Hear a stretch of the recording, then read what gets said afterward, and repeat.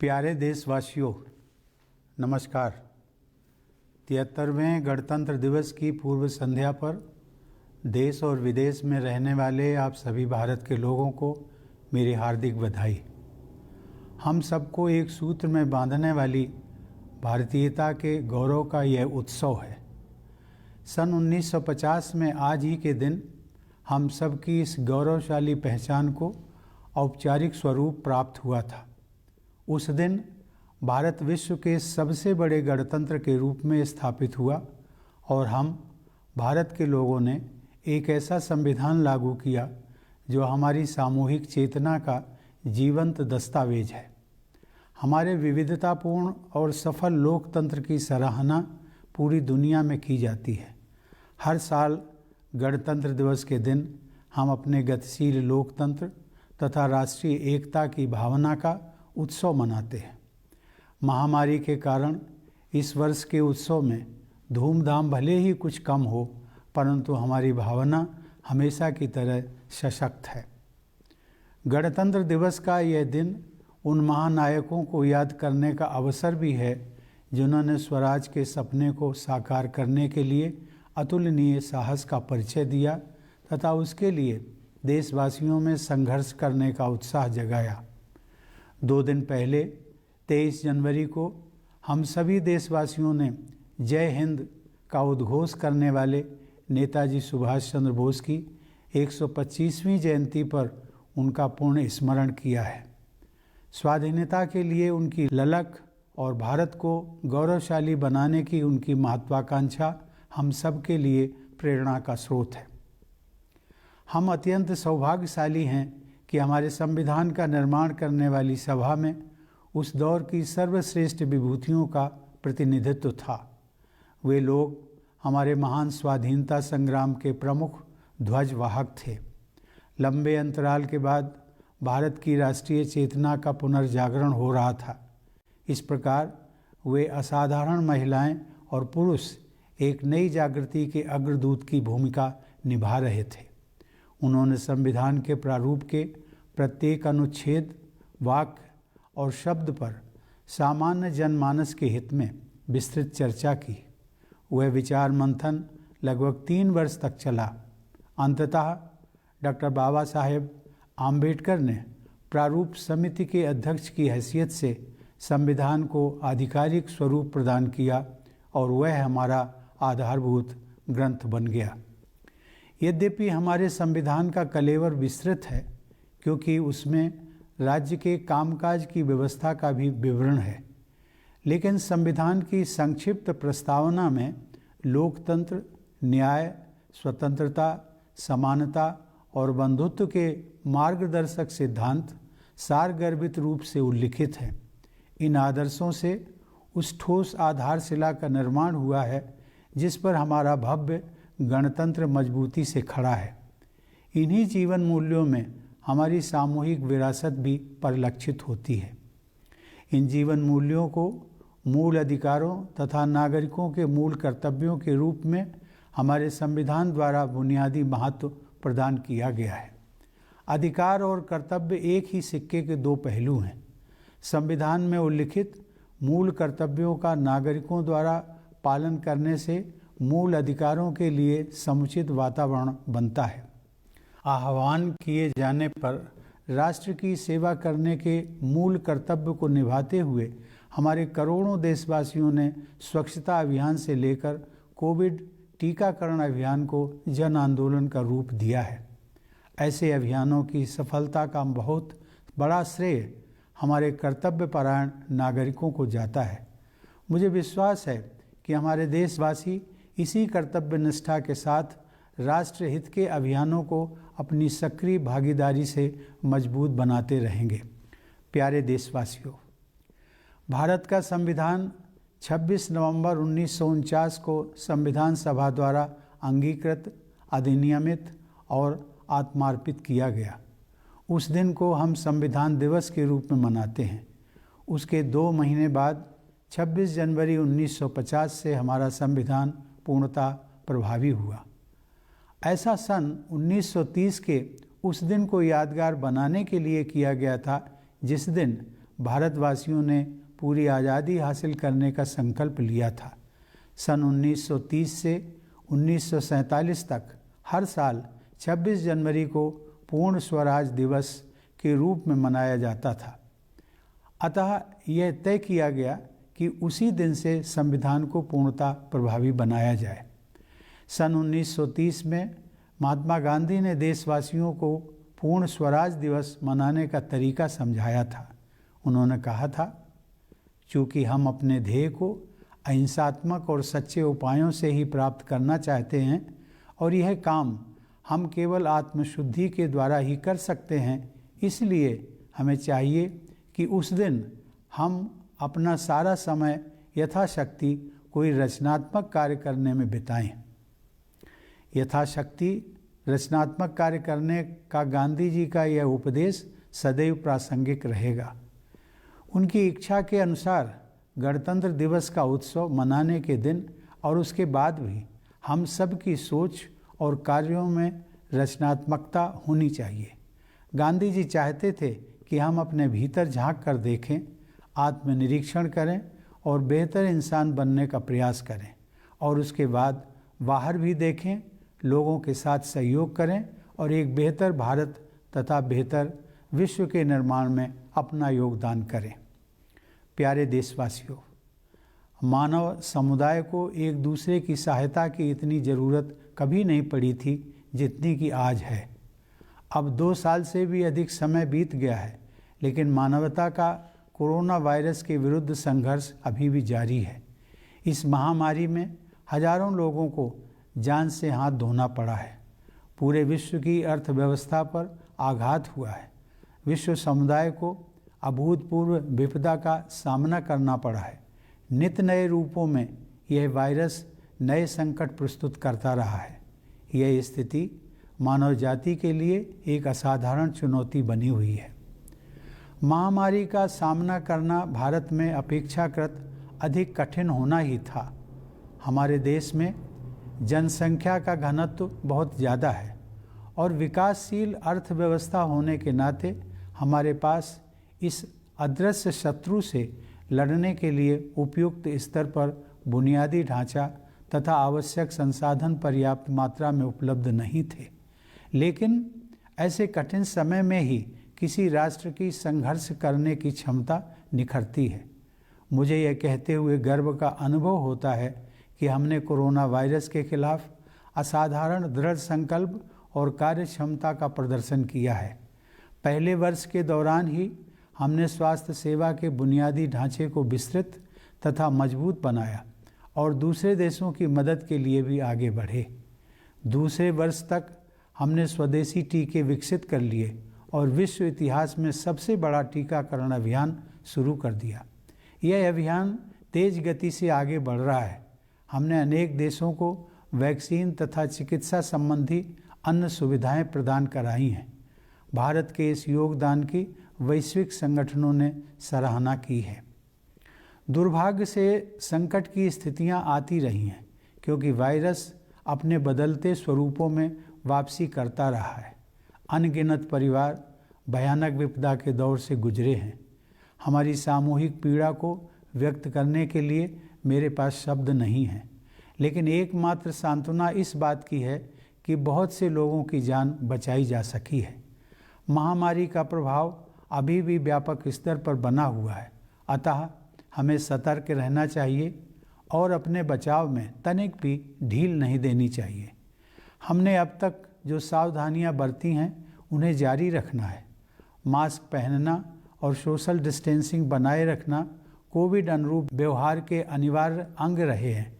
Covid महामारी के खिलाफ लड़ाई में वैज्ञानिकों और विशेषज्ञों द्वारा बताई गई सावधानियों का पालन करना आज हर देशवासी का राष्ट्र धर्म बन गया है। यह राष्ट्र धर्म हमें तब तक निभाना ही है जब तक यह संकट दूर नहीं हो जाता। संकट की इस घड़ी में हमने यह देखा है कि कैसे हम सभी देशवासी एक परिवार की तरह आपस में जुड़े हुए हैं।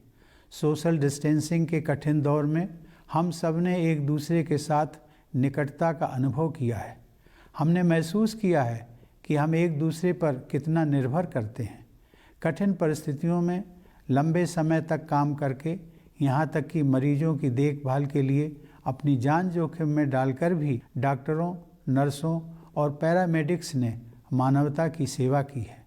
बहुत से लोगों ने देश में गतिविधियों को सुचारू रूप से जारी रखने के लिए ये सुनिश्चित किया है कि अनिवार्य सुविधाएं उपलब्ध रहें तथा सप्लाई चेन में रुकावट ना पैदा हो।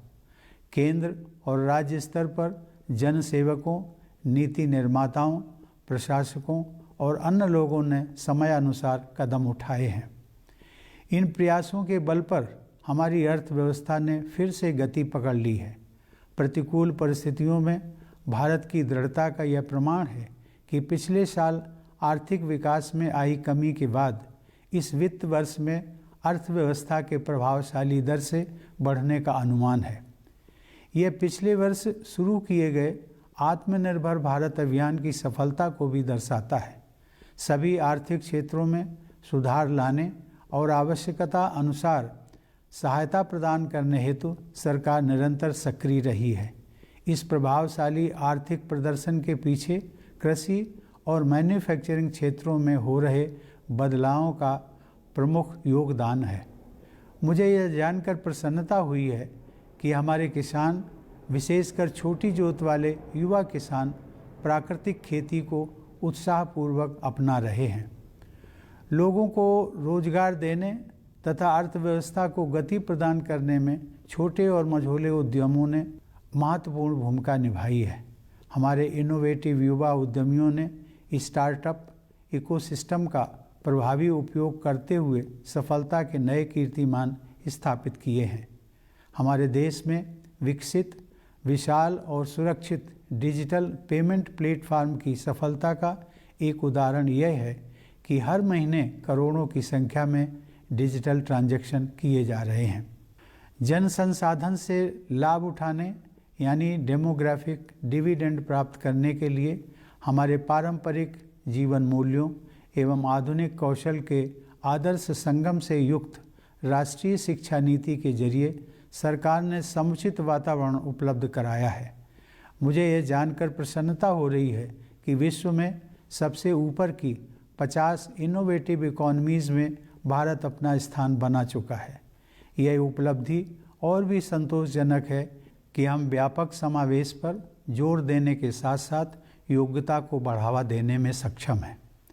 देवियों और सज्जनों, पिछले वर्ष ओलंपिक खेलों में हमारे खिलाड़ियों के शानदार प्रदर्शन से लोगों में खुशी की लहर दौड़ गई थी। उन युवा विजेताओं का आत्मविश्वास आज लाखों देशवासियों को प्रेरित कर रहा है। हाल के महीनों में हमारे देशवासियों द्वारा विभिन्न क्षेत्रों में अपनी प्रतिबद्धता और कर्मठता से राष्ट्र और समाज को मजबूती प्रदान करने वाले अनेक उल्लेखनीय उदाहरण मुझे देखने को मिले हैं। उनमें से मैं केवल 2 उदाहरणों का उल्लेख करूंगा। भारतीय नौसेना और कोचीन शिपयार्ड लिमिटेड की समर्पित टीमों ने स्वदेशी व अत्याधुनिक विमानवाहक पोत IAC विक्रांत का निर्माण किया है, जिसे हमारी नौसेना में शामिल किया जाना है। ऐसी आधुनिक सैन्य क्षमताओं के बल पर अब भारत की गणना विश्व के प्रमुख नौसेना शक्ति संपन्न देशों में की जाती है। यह रक्षा के क्षेत्र में आत्मनिर्भरता की ओर अग्रसर होने का एक प्रभावशाली उदाहरण है। इससे हटकर एक विशेष अनुभव मुझे बहुत हृदय स्पर्शी लगा। हरियाणा के भिवानी जिले के सुई नामक गांव में उस गांव से निकले कुछ प्रबुद्ध नागरिकों ने संवेदनशीलता और कर्मठता का परिचय देते हुए स्वप्रेरित आदर्श ग्राम योजना के तहत अपने गांव का कायाकल्प कर दिया है। अपने गांव यानी अपनी मातृभूमि के प्रति लगाव और कृतज्ञता का यह एक अनुकरणीय उदाहरण है। कृतज्ञ लोगों के हृदय में अपनी जन्मभूमि के प्रति आजीवन ममता और श्रद्धा बनी रहती है। ऐसे उदाहरण से मेरा यह विश्वास दृढ़ होता है कि एक नया भारत उभर रहा है, सशक्त भारत और संवेदनशील भारत। मुझे विश्वास है कि इस उदाहरण से प्रेरणा लेकर अन्य सक्षम देशवासी भी अपने अपने गांव एवं नगर के विकास के लिए योगदान देंगे। इस संदर्भ में आप सभी देशवासियों के साथ मैं एक निजी अनुभव साझा करना चाहूँगा। मुझे पिछले वर्ष जून के महीने में कानपुर देहात जिले में स्थित अपनी जन्मभूमि अर्थात अपने गांव परौंख जाने का सौभाग्य मिला था। वहां पहुंचकर अपने आप ही मुझमें अपने गांव की माटी को माथे पर लगाने की भावना जाग उठी, क्योंकि मेरी मान्यता है कि अपने गांव की धरती के आशीर्वाद के बल पर ही मैं राष्ट्रपति भवन तक पहुंच सका हूं। मैं विश्व में जहां भी जाता हूं, मेरा गांव और मेरा भारत मेरे हृदय में विद्यमान रहते हैं। भारत के जो लोग अपने परिश्रम और प्रतिभा से जीवन की दौड़ में आगे निकल सके हैं, उनसे मेरा अनुरोध है कि अपनी जड़ों को, अपने गांव, कस्बे, शहर को और अपनी माटी को हमेशा याद रखिए। साथ ही आप सब अपने जन्म स्थान और देश की जो भी सेवा कर सकते हैं अवश्य कीजिए। भारत के सभी सफल व्यक्ति यदि अपने अपने जन्म स्थान के विकास के लिए निष्ठापूर्वक कार्य करें तो स्थानीय विकास के आधार पर पूरा देश विकसित हो जाएगा। प्यारे देशवासियों, आज हमारे सैनिक और सुरक्षाकर्मी देश अभिमान की विरासत को आगे बढ़ा रहे हैं। हिमालय की असहनीय ठंड में और रेगिस्तान की भीषण गर्मी में अपने परिवार से दूर वे मातृभूमि की रक्षा में तत्पर रहते हैं। हमारे सशस्त्र बल तथा पुलिसकर्मी देश की सीमाओं की रक्षा करने तथा आंतरिक व्यवस्था बनाए रखने के लिए रात दिन चौकसी रखते हैं, ताकि अन्य सभी देशवासी चैन की नींद सो सकें। जब कभी किसी वीर सैनिक का निधन होता है तो सारा देश शोक संतप्त हो जाता है। पिछले महीने एक दुर्घटना में देश के सबसे बहादुर कमांडरों में से एक जनरल बिपिन रावत, उनकी धर्मपत्नी तथा अनेक वीर योद्धाओं को हमने खो दिया। इस हादसे से सभी देशवासियों को गहरा दुख पहुंचा। देवियों और सज्जनों, देश प्रेम की भावना देशवासियों की कर्तव्य निष्ठा को और मजबूत बनाती है। चाहे आप डॉक्टर हों या वकील, दुकानदार हों या ऑफिस वर्कर, सफाई कर्मचारी हों या मजदूर, अपने कर्तव्य का निर्वहन निष्ठा व कुशलता से करना देश के लिए आपका प्राथमिक और सबसे महत्वपूर्ण योगदान है।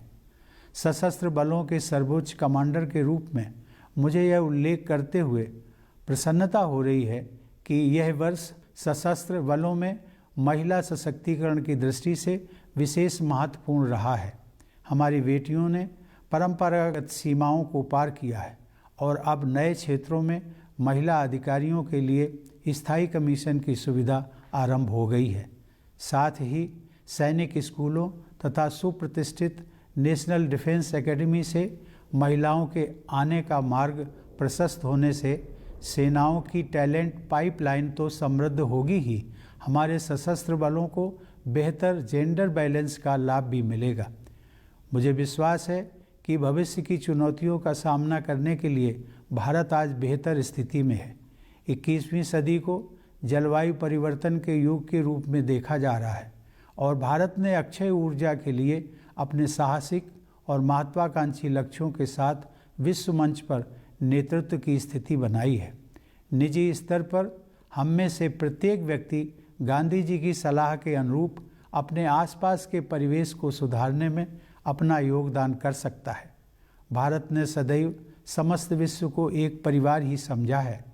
मुझे विश्वास है कि विश्व बंधुत्व की इसी भावना के साथ हमारा देश और समस्त विश्व समुदाय और भी अधिक समरस तथा समृद्ध भविष्य की ओर आगे बढ़ेंगे। प्यारे देशवासियों, इस वर्ष जब हमारे देश की आज़ादी के 75 साल पूरे होंगे, तब हम अपने राष्ट्रीय इतिहास का एक महत्वपूर्ण पड़ाव पार करेंगे। इस अवसर को हम आज़ादी का अमृत महोत्सव के रूप में मना रहे हैं।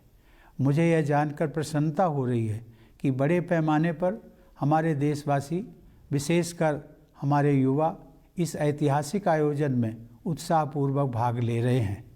यह न केवल अगली पीढ़ी के लिए बल्कि हम सभी के लिए अपने अतीत के साथ पुनः जुड़ने का एक शानदार अवसर है। हमारा स्वतंत्रता संग्राम हमारी गौरवशाली ऐतिहासिक यात्रा का एक प्रेरक अध्याय था। स्वाधीनता का यह 75वां वर्ष उन जीवन मूल्यों को पुनः जागृत करने का समय है जिनसे हमारे महान राष्ट्रीय आंदोलन को प्रेरणा मिली थी।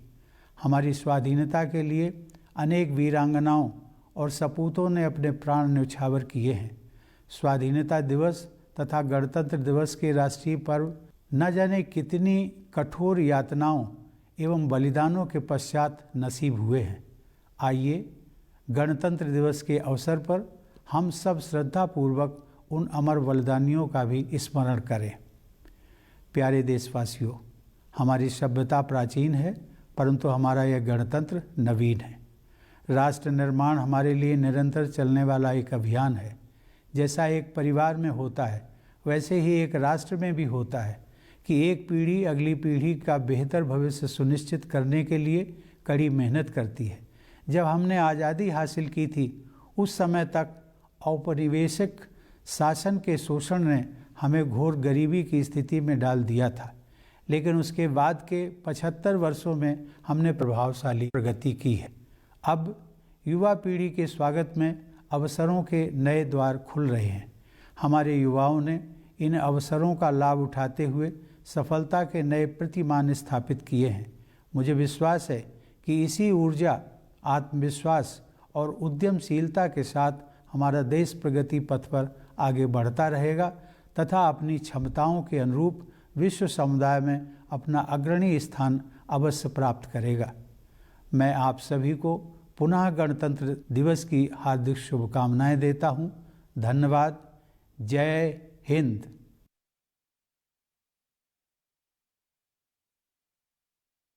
Dear fellow citizens, Namaskar. My heartiest greetings to all of you in India and abroad on the eve of the 73rd Republic Day. It is an occasion to celebrate what is common to us all, our Indianness.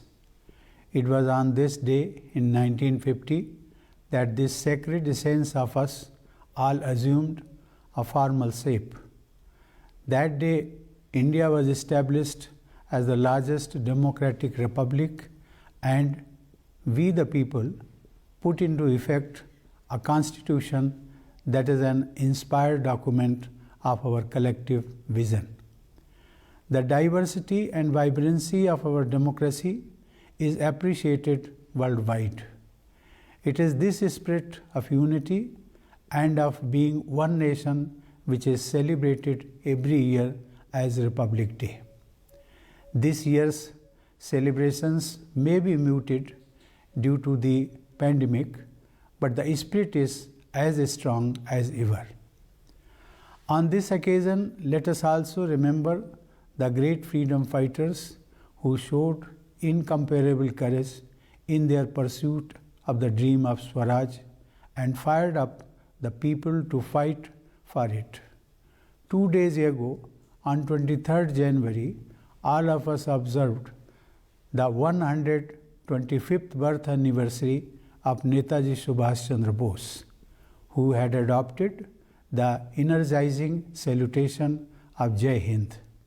His quest for independence and his ambition to make India proud inspire all of us. We are immensely fortunate that the Constituent Assembly, which prepared the document, included some of the best minds of their generation. They were the leading lights of our great freedom struggle. After long years, the soul of India was reawakening, and these exceptional men and women were the harbingers of a new dawn. They discussed threadbare every article, every phrase, and every word on behalf of the people. The churning went on for close to 3 years. Eventually, it was Dr. Baba Saheb Ambedkar who, as chairman of the drafting committee, prepared the final version that has become our founding document.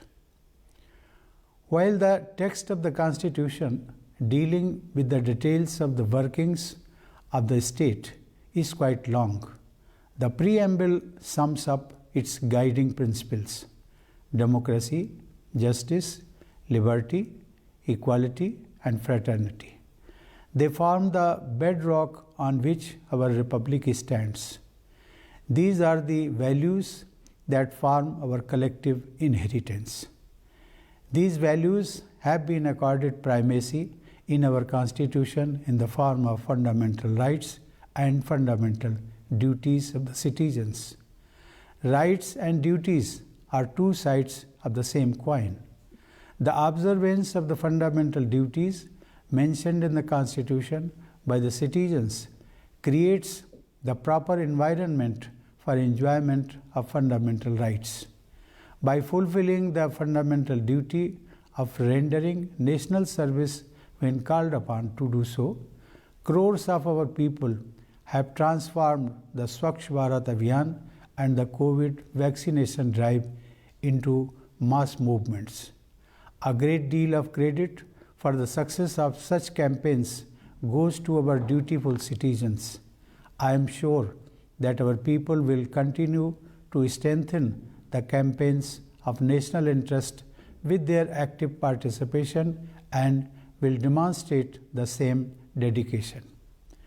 The Constitution of India was enacted and adopted by the Constituent Assembly on 26 November 1949, which we now celebrate as Constitution Day. But it was made effective 2 months later. This was done to mark that day in 1930 when India resolved to win complete freedom. From 1930 to 1947, every year 26th January was celebrated as Purna Swaraj Day, and that was the day chosen to put the Constitution into force. Writing in 1930, Mahatma Gandhi had advised fellow citizens how Purna Swaraj Day was to be celebrated. He had said, and I quote, "Remember that since we desire to attain our end by non-violent and truthful means only, we can do so only through self-purification. We should therefore devote the day to doing such constructive work as lies in our power to do." Unquote. Needless to say, Gandhiji's advice is timeless. He would have liked us to celebrate the Republic Day in the same manner. He wanted us to look inside, introspect, and strive to become better human beings, and then also look outside, join hands with others, and contribute towards the making of a better India and a better world. Dear fellow citizens, the world has never been in so much need of help as now. It has been over 2 years now, and humankind is still battling with the coronavirus. Hundreds of thousands of lives have been lost, and the world economy has been reeling under the impact. The world has suffered from unprecedented misery, and surge after surge of new variants have been posing new crises. It has been an extraordinary challenge to humankind. The pandemic management was bound to be all the more difficult in India. We have high population density, and as a developing economy, we did not have the level of resources and infrastructure needed to battle this invisible enemy. But it is only in such difficult times that the resilience of a nation shines forth. I am proud to say that we have shown an unmatched resolve against the coronavirus. In the first year itself, we raised the healthcare infrastructure and also reached out to help others. By the second year, we had developed indigenous vaccines and launched the world's biggest vaccination drive in history. The vaccination drive is progressing at a quick pace in our country. During the pandemic, we have reached out to several other countries with vaccines and other medical help. This contribution by India has been appreciated by international organizations. There have been setbacks, unfortunately, as the virus makes a comeback with new mutations. Countless families have gone through a harrowing time. There are no words to express our collective trauma. The only saving grace is that many lives could be saved. As the pandemic is still widespread, we must remain alert and not let our guard down. The precautions we have taken till now have to be continued. Wearing masks and maintaining social distancing have been essential parts of COVID-appropriate behavior. In the fight against the COVID pandemic, it has now become a sacred national duty of every citizen to follow the precautions suggested by our scientists and experts. We have to discharge this duty till the crisis is behind us. A time of crisis has also made us appreciate how we all Indians are connected as one family. The time of social distancing has brought us close to each other. We have realized how much we depend on each other. Doctors, nurses, and paramedics have risen to the challenge, working long hours in difficult conditions, even at the risk of their lives, to attend to patients. Others have kept the nation moving, managing supply chains and utilities. The leadership, policymakers, administrators, and others at the central and state levels have made timely interventions. Due to such interventions, the economy is on the move again. It is a testimony to India's spirit in the face of adversity that the economy is projected to grow at an impressive rate in this fiscal after going through contraction last year. This shows the success of the Atmanirbhar Bharat Abhiyan launched in the previous year. The government has shown relentless focus on reforming every economic sector and providing a helping hand wherever necessary. The impressive economic performance is made possible due to improvement in the agriculture and manufacturing sectors. I am happy to note that our farmers, especially young farmers with small holdings, are enthusiastically adopting natural farming.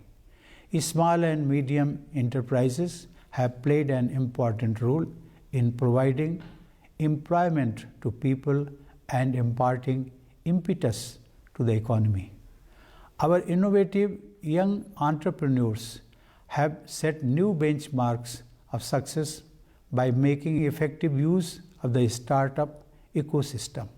It is a testimony to the success of our country's massive and robust digital payment platform that millions of digital transactions are being done every month. To reap the demographic dividend, the government has created the right environment with the national education policy that makes a perfect blend of traditional values and modern skills. It is gratifying to note that India has found a place among the top 50 innovative economies. It is all the more satisfying to note that we have been able to promote merit while also stressing upon all-round inclusion. Ladies and gentlemen, in the past year, our sports persons also brought cheers as they made their mark at the Olympics. The self-confidence of these young champions inspires millions today. In the recent months, I have witnessed remarkable examples of our people strengthening the country and the society through their commitment and action in diverse areas. However, I will mention only two such instances. The dedicated teams of the Indian Navy and Cochin Shipyard Limited have built an indigenous state-of-the-art aircraft carrier IAC Vikrant, which is to be inducted into our Navy. Due to such modern military capabilities, India is now counted among the world's leading naval powers. This is an impressive example of moving towards self-reliance in the field of defense. Apart from this, I found one special experience very touching. In a village called Sui in Bhiwani district of Haryana, some enlightened citizens who belong to that village have transformed the village under the Swaprerit Adarsh Gram Yojana, demonstrating sensitivity and diligence. This example of expressing affection and gratitude for one's village or native land is worth emulating.